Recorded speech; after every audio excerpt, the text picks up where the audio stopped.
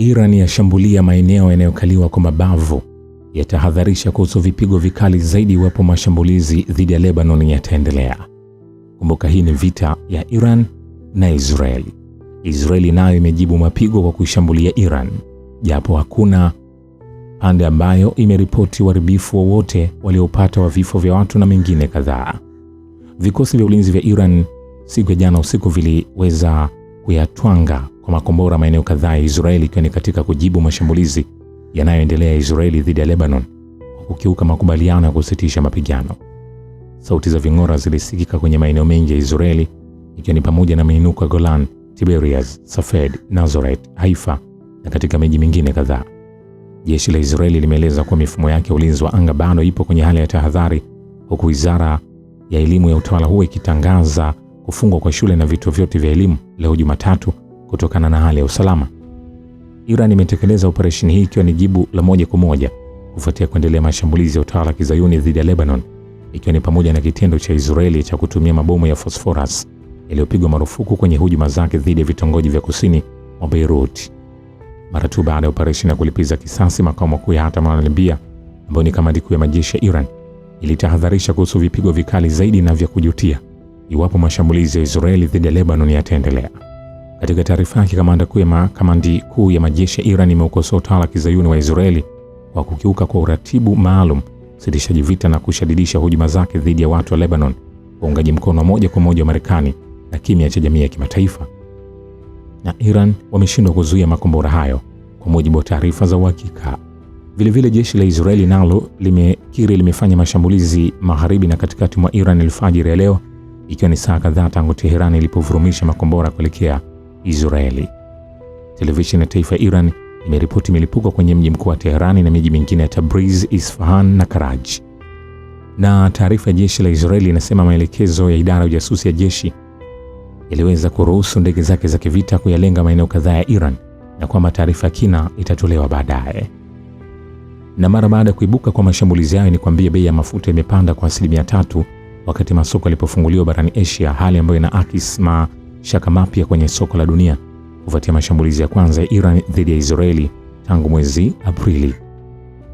Pipa moja la mafuta ghafi limefikia dola 96.15 ikiwa na ongezeko la 3.29 ikilinganishwa na bei kabla ya masoko kufungwa wiki iliyopita.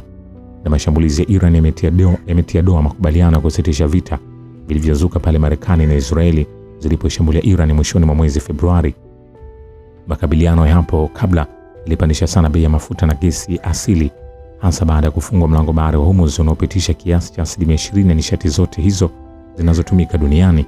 Wakati hayo yanaendelea, Meja Jenerali Mohsen Rezaei anasema Trump ndiye anayesababisha mazungumzo kusimama. Huyu ni mshauri wa masuala ya kijeshi wa kiongozi mwadhamu wa mapinduzi ya Kiislamu. Amesema kuwa Rais Donald Trump wa Marekani amesimamisha mazungumzo kati ya Tehran na Washington na kuonya kuwa ikiwa vita vingine vitaanza, wigo wake utaenea kutoka bahari ya Hindi hadi bahari ya Shamu ya Mediterania.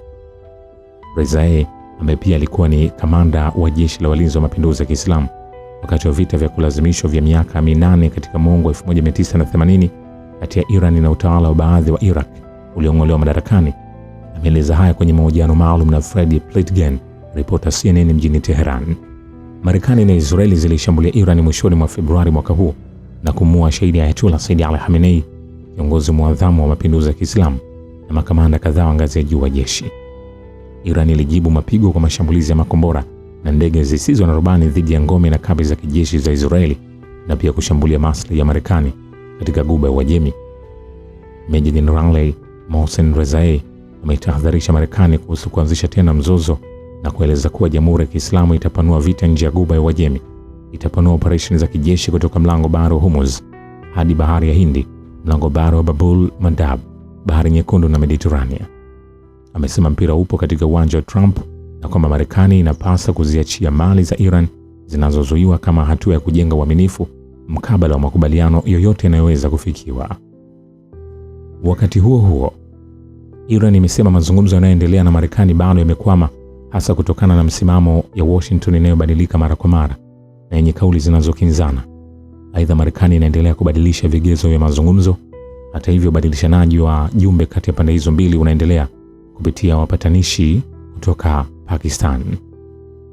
Katika mahojiano maalum na mwandishi mwandamizi wa masuala ya kimataifa CNN Frederick Pletgen iliyofanyika Teherani Jumapili, msemaji wa Wizara ya Mambo ya Nje ya Iran Esmail Baghaei alithibitisha kuendelea majadiliano kwa njia ya maandishi kati ya Teheran na Washington kupitia wapatanishi wa Pakistan.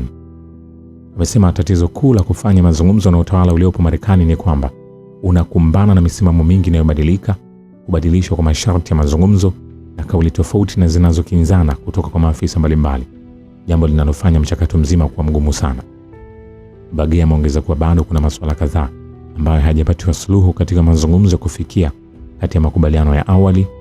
Amesisitiza tena umuhimu wa Marekani kutambua haki za Iran, ikiwemo haki ya kuendeleza urutubishaji wa madini ya nyuklia ya urani kwa malengo ya amani chini ya mkataba wa kimataifa wa kuzuia uenezaji wa silaha za nyuklia. Msemaji huyo pia ameitaka Marekani iachie bila masharti mabilioni ya dola ya mali za Iran zinazozuiliwa katika benki za kigeni, akipinga wazo kwamba hatua hiyo inaweza kuonekana kama aina ya upendeleo au makubaliano maalum. Kwa miongo kadhaa Marekani imekuwa ikishikilia mabilioni ya dola ya mali halali ya Iran, ikiwa ni pamoja na mapato ya mafuta, akiba za benki kuu na mali za kibiashara ambazo zimechukuliwa kupitia amri za kiutendaji zisizo halali na kudumishwa kwa shinikizo la kisiasa. Siku chache baada ya kusitishwa kwa mapigano kufuatia mashambulizi ya pamoja Marekani na Israeli dhidi ya Iran yaliyoanza tarehe 28 Februari, suala la mali zilizogandishwa za Iran limeibuka kuwa kipimo muhimu cha nia ya dhati ya Marekani katika mazungumzo. Msemaji huyo wa Iran pia amesema kuwa Marekani imekuwa ikikiuka usitishaji mapigano ulioanza mwezi Aprili kwa kushambulia meli za kibiashara za Iran.